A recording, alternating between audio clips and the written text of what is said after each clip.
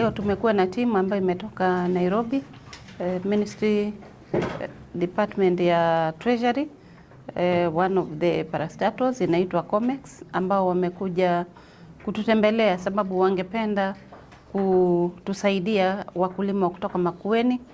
Wao wanaweza kuuza mazao yao kama ndengu na mahindi na mazao mengine kupitia kwa platform ambayo itakuwa inapitia kwa mtandao, na itakuwa inahitaji wakulima wanapeleka yale mazao yao pale kwa stores ambazo zitakuwa wamekwisha kuzichagua. Mkulima anapewa receipt, na baadaye wale wanunuzi watakuwa wanaangalia online, wanajua mahali fulani kwa store fulani kuko na mahindi, kuko na zile zinaitwa pigeon peas, nzo, na wanaweza kununua kutoka kwa huo mtandao.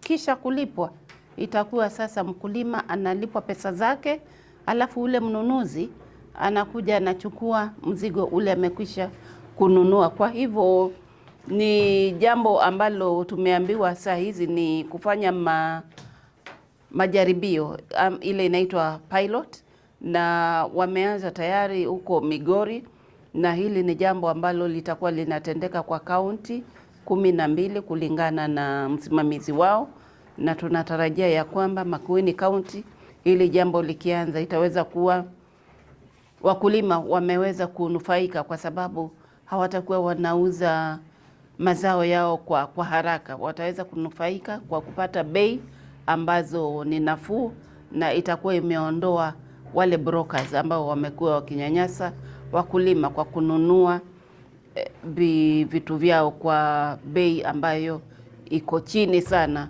Na kwa hivyo tunaendelea kuzungumza na wao, alafu tuweze kama kaunti ya Makueni tuweze kuona huu mpango wao ambao wameuleta huku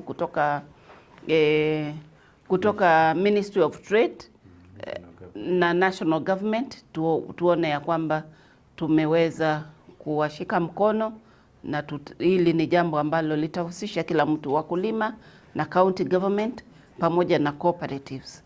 Kwa hivyo hao ni mazungumzo yameanza, tutaona vile yataendelea. Asante. Thank you very much.